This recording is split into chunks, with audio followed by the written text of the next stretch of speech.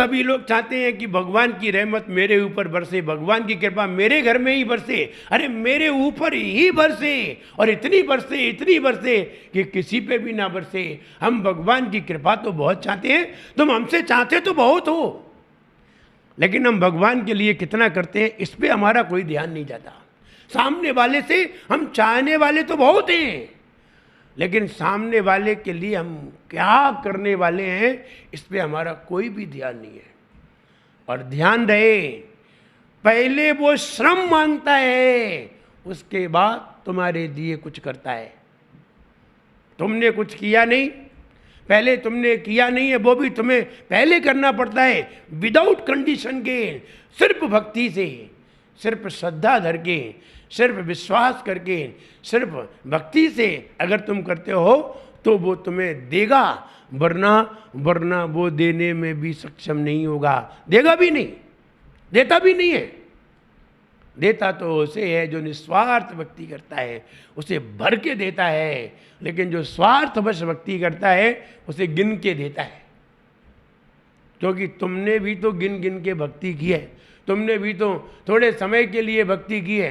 तुम भी कभी मंदिर जाते हो, कभी भगवान की जाप भी करते हो, तो गिनते रहते हो 10 मिनट हो गए, 15 मिनट हो गए, ज़्यादा समय मेरे पास नहीं है। आज तुम कहते हो मेरे पास समय नहीं है, कल जब तुम्हारी उम्र खत्म होती है तब वो भी कहता है अब मेरे पास भी तुम्हारे लिए समय नहीं है, तुम्हारा भी समय खत्म हो गया है। कल हम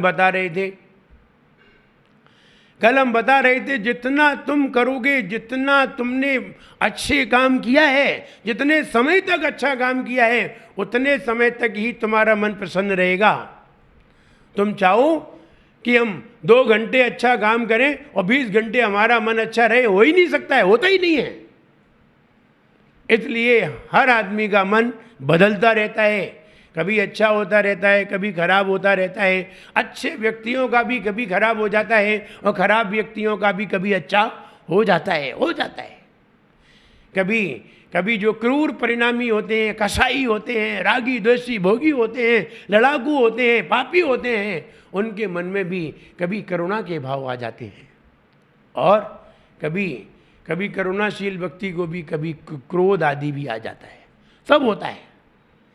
विचार ये करिए, जितने समय तक हम अच्छे विचार करते हैं, अगर आप ऑल टाइम पूरे दिन तक अच्छे विचार करते हैं, कभी भी कोई खराब विचार नहीं करते, सबको अच्छा सोचते हैं, सबका जीवन बढ़िया हो, सबको सुख शांति हो, किसी को भी कोई परेशानी ना हो, ऐसा विचार करते हैं और ऐसा ही विचार करते रहते हैं। कोई कष्ट वाला व्यक्ति आता है, उसे करुणा दिखाते हैं और उसे कोई ना कोई ऐसा रास्ता बताते हैं जिससे उसकी पीड़ा दूर हो। अगर आप ऐसा करते हैं, ऐसा ही करते रहते हैं 24 घंटे, तो आपकी जो कॉपी पे है ना, वो पूरे दिन का सुख लिखा जाएगा। जब ये कर्म तुम्हारा फल देने के लिए आएगा, तब तुम्हारे जीवन में कहीं भी दुख नहीं होगा, सब तरफ से सुख होगा। सभी लोग तुम जैसा चाहोगे वैसा ही सब लोग करने वाले मिलेंगे। लेकिन अगर तुमने कोई सत् कार्य नहीं किया, इसीलिए महापुरुष लोग कहा करते हैं, बड़े लोग बुजुर्ग लोग कहा करते हैं कि अपने जीवन में कोई अच्छा कार्य जरूर करो, प्रतिदिन अच्छा कार्य करो। तब वो ये कहा करते हैं प्रतिदिन और तुम कुछ ना करो, सवेरे उठ करके जल्दी से नहा धो करके और शुद्धता को धारण करके, शुद्ध वस्त्र धारण करके भगवान की शरण में जरूर जाओ, भगवान के चरणों में भगवान की आराधना जरूर करो। इसीलिए कहते हैं कि भगवान की आराधना करने से हमारे अंदर जो अच्छे परिणाम बनेंगे, वे अच्छे विचार ही अच्छे दिन हमें दिखाएंगे। अच्छे विचारों से ही अच्छे दिन मिलेंगे, अच्छे संस्कारों से ही आगे के अच्छे दिन दिखाई देंगे। लेकिन अच्छे विचार तुम लाए नहीं, अच्छे कार्य तुमने कभी कोई किए नहीं। जरा देखो तो सवेरे से शाम तक और सवेरे से रात तक तुम कितने अच्छे कार्य करते हो, 5, 10, 20, देखो तो जरा, और कितने बुरे कार्य करते हो।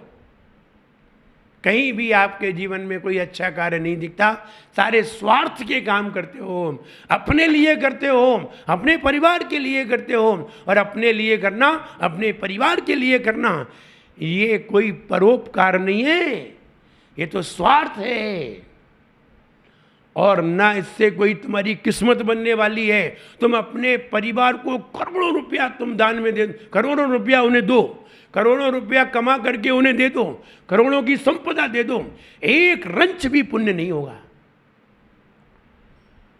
और अगर तुमने उसी में से कुछ धन निकाल करके कहीं किन्हीं गरीबों को दिया, किन्हीं दूसरे लोगों को दिया, किन्हीं साधुओं की सेवा में लगाया, कहीं भगवान की सेवा में लगाया, कहीं मंदिर आदि की सेवा में लगाया, तो ध्यान रहे वही धन तुम्हें अच्छे दिन दिखाएगा।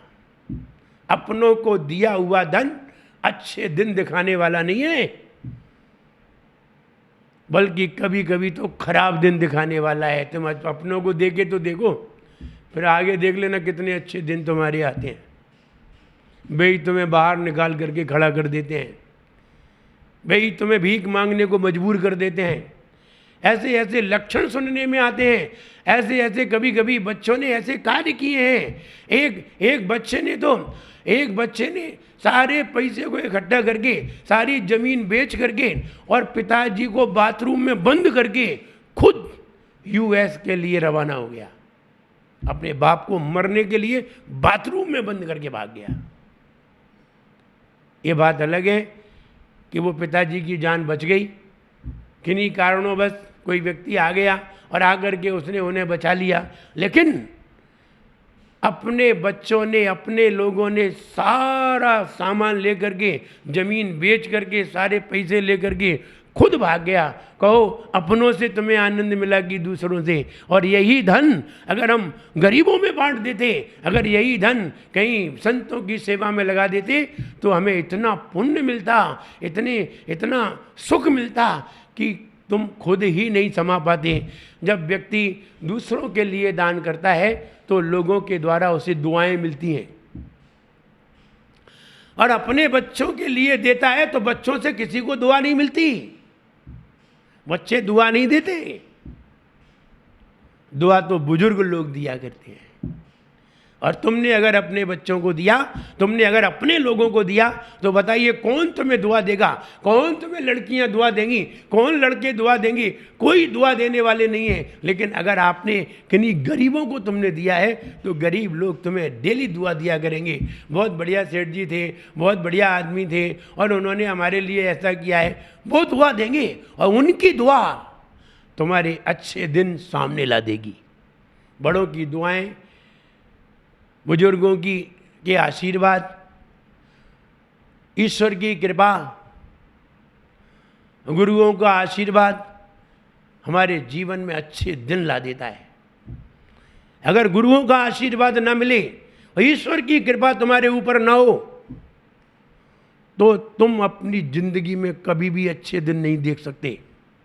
अच्छे दिन देखने के लिए दो जरूरी हैं, ईश्वर की कृपा और गुरुओं का आशीर्वाद। लोग इसके लिए बिल्कुल लालायित बैठे रहते हैं। कोई साधु मिल तो जाए, कोई मुनिराज मिल तो जाए, कोई ईश्वर का ध्यान करने वाला मिल तो जाए, हाथ जोड़ करके बैठ जाते हैं और कहते हैं हमें आशीर्वाद दो, और भगवान के चरणों में आकर के उनकी आरती करते, गुणगान गाते हैं, कहते हैं भगवान आपकी कृपा मेरे ऊपर हो। अगर ये दो रूठ गए और दोनों अगर तुम्हारे जीवन में नहीं आए, तुमने दोनों की सेवा नहीं की, अच्छे दिन के सपने मत देखो। और तुम ये मत समझना कि हमारे पास धन हो गया तो हमारे अच्छे दिन हैं। अच्छे दिन तो एक झटके में खत्म हो जाएंगे, एक झटके में ही सारे अच्छे दिन सड़क पे दिखाई देंगे। इसलिए अच्छे दिन ये मत समझो कि मेरे पास धन है, ऐसी अकड़ दिखाने की ज़रूरत नहीं है, अकड़ने की भी ज़रूरत नहीं है। अगर उसकी कृपा से तुम्हें धन मिला है, अगर गुरुओं के आशीर्वाद से तुम्हें धन आदि सब सुविधाएं मिली हैं, तो किसी को अहंकार दिखाने के लिए नहीं मिली। वरना अगर तुमने उसकी कृपा पर अहंकार दिखा दिया तो कान पकड़ के तुम्हें नाक रगड़वा देगा जमीन पे। वो अगर तुम्हें महल में बिठाना जानता है तो तुम्हें सड़क पे उतारना भी जानता है।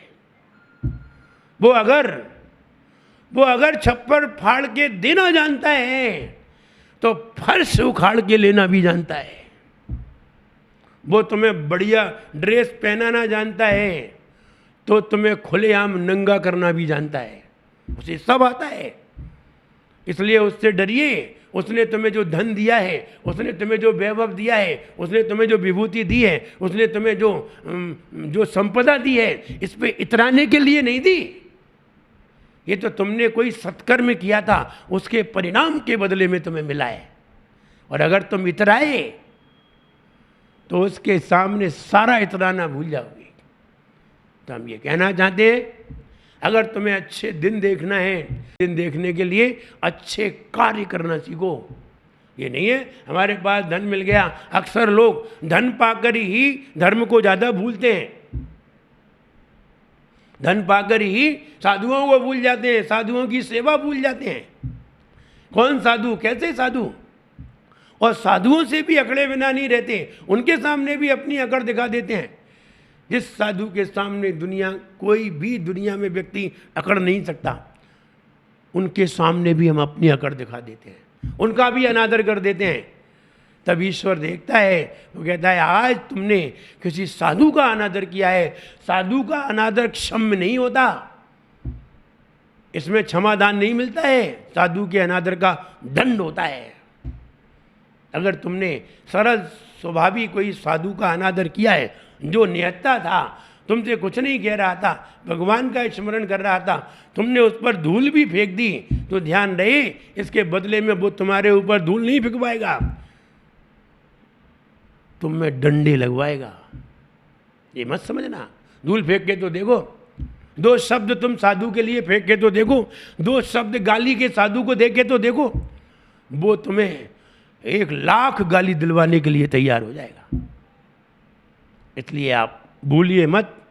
सीता जी का जीव, जब सीता जी एक भील की अवस्था में थी, सीता जी पूर्व भव में जब भील की अवस्था में थी, तो एक मुनिराज थे, एक मुनिराज और एक आरिका माता जी, दोनों पूर्व में भाई बहन थे और दोनों संत अवस्था को प्राप्त हो गए थे। एक माता जी थी और एक मुनिराज थे। मुनिराज आहार करके अपने स्थान पर एक पेड़ के नीचे बैठे हुए थे। अचानक जो उनकी पूर्व अवस्था की बहन थी, वो आरिका माता जी थी, तो वो आहार करके आ रही थी, तो उन्होंने जैसे ही अपने भाई को मुनि अवस्था में देखा तो बड़ा खुश हो गई। और खुश हो करके उन्होंने नमोस्तु करके वंदना करके उनसे पूछा, हे महाराज, आपका रत्नत्रय कैसा चल रहा है? आपका रत्नत्रय कैसा चल रहा है? तो उन्होंने कहा, कुशल है, बढ़िया चल रहा है और आराम से धर्म ध्यान करते हुए अपना जीवन यापन कर रहे हैं। ऐसा उन्होंने जवाब दिया। ऐसा जवाब देते समय जब उन्हें 2-3 मिनट हो गए, 5 मिनट हो गए, ऐसी चर्चा करते समय, तो सीता जी का जीव उधर से गुजरा। तो जो सीता ने जो ये दृश्य देखा कि एक मुनिराज एक आरिका माता जी से बातें कर रहे हैं, अकेले में बातें कर रहे हैं, क्या बातें कर रहे हैं, ऐसे संशयप्रद वचन लोगों को बोले। वहाँ जाकर के, मोहल्ले में जाकर के, नगर में जाकर के उन्होंने बताया कि एक वो महाराज थे और आरिका माता जी से अकेले में चर्चा कर रहे थे। ध्यान रहे, ये अकेले में चर्चा कर रहे थे, अकेले में बातें कर रहे थे। इसके अंदर भाव क्या बैठा हुआ है? भाव ये बैठा हुआ है कि इनका चरित्र ठीक नहीं है। ये भाव करके उन्होंने गांव वालों के सामने ये वाले शब्द कहे। वो पूर्व में धोबी की पर्याय में थे, हाँ, भील की पर्याय में नहीं थे, धोबी की पर्याय में थी सीता जी। धोबी की पर्याय में ऐसा उन्होंने दुष्कृत्य किया, एक मुनिराज पर झूठा लांछन लगा दिया। काय का लांछन लगाया? चारित्र का, कि इनका चारित्र ठीक नहीं है। ऐसा कहते हुए उन्होंने 2 शब्द कह तो दिए। कितनी देर लगे कहने में? बहुत से बहुत 1-2 मिनट लगे होंगे। 4 लोगों से कहने में कितनी देर लगी होगी कि मुनिराज अकेले में बातें कर रहे थे आरिका माता जी से, जबकि उन्हें ये नहीं मालूम था कि मुनिराज की वो गृहस्थ अवस्था की बहन थी। दूसरी बात, वे दोनों संयमी थे। तीसरी बात, वो तो रत्नत्रय की साधना के बारे में चर्चा कर रहे थे। वो भी रास्ते में मिल गए थे इसलिए, वरना कोई किसी को जानता भी नहीं था। वो अलग जाते थे, वो अलग जाते थे। और सीता जी ने ये झूठा लांछन धोबी की पर्याय में लगा दिया। परिणाम देखो क्या हुआ। परिणाम ये हुआ, एक मुनिराज पर 1 मिनट में 2 मिनट में तुमने अपनी बात कह के उनके ऊपर लांछन लगा के और चले गए। मुनिराज तो चले गए। मुनिराज अपने गंतव्य दूसरे गांव में विहार कर गए। आरिका माता जी अलग विहार कर गईं और तुमने ये बातें उड़ाई तो 4 लोगों ने सुनी और सुन करके नज़रअंदाज कर दी, लेकिन तुमने कही थी कि नहीं? हाँ, दोष किसने लगाया था? सीता जी के जीव ने लगाया था, चारित्रिक दोष लगाया था। देखिए इसका रिजल्ट देखिए, जब वो सीता जी की अवस्था में आई तो उन पर चारित्रिक ही दोष लगा, जबकि उनके चारित्र में कोई दोष नहीं था। बिल्कुल पवित्र थी, किसी तरह का कोई ना मानसिक दोष था, ना वाचनिक दोष था, ना शरीर से कोई दोष हुआ, और बिल्कुल पवित्र थी। पवित्र होने के बाद भी सारी दुनिया के सामने उन पे दोष लगा। कितने लोगों के बीच में उन्होंने दोष लगाया था? बहुत से बहुत, 10, 20, 50, 100 लोगों के बीच में, उनको करोड़ों लोगों के बीच में उन्हें दोष लगा। आज भी वो वाला दोष लोगों को याद है। करोड़ों साल गुजर गई, लाखों साल गुजर गई, आज भी उस दोष को याद किया जाता है। तो हम ये कहें कि अगर तुमने कहीं साधु पर जरा सा भी कोई लांछन लगा दिया तो ध्यान रहे, तुमने तो एक ही थोड़ी सी धूल फेंकी थी, वो धूल नहीं फेंकेगा, वो पूरा पहाड़ तुम्हारे ऊपर गिराएगा। इसलिए साधुओं की तो सेवा करो। तुम्हारे अंदर तुम जितनी सेवा करोगे उस सेवा के बदले तुम्हारे अच्छे दिन सामने दिखाई देंगे, और वे अच्छे दिन जब आएंगे तो तुम्हारे घर में ही मंगल होगा, तुम्हारा ही जीवन मंगल होगा। इसलिए कभी भी ईश्वर की कृपा में कभी भी आलस न करो और गुरुओं की सेवा में निरंतर तत्पर रहो। ये दो ही तुम्हारे जीवन में सुख शांति पैदा कर सकते हैं। ये दो ही तुम्हारे जीवन को मंगलमय बना सकते हैं। ये दो ही तुम्हारे जीवन में चारों तरफ हरियाली पैदा कर सकते हैं और तुम्हारे मन को खुश कर सकते हैं। तो हम ये कहना चाहते हैं, दया भाव सबको दया दिखाओगे, हे उसकी रहमत पाओगे। सबको दया दिखाओगे, हे उसकी रहमत पाओगे। घर में खुशियाँ लाओगे, घर में खुशियाँ लाओगे। और रहमी पे या रब रहमत बरसाए रे। जीवन है पानी की बूंद कब मिट जाए रे, हो जीवन है पानी की बूंद कब मिट जाए रे। तो हम सभी ईश्वर की कृपा और गुरुओं का आशीर्वाद जरूर पाएं, अपने जीवन को मंगल बनाएं। जय बोलिए महावीर भगवान की।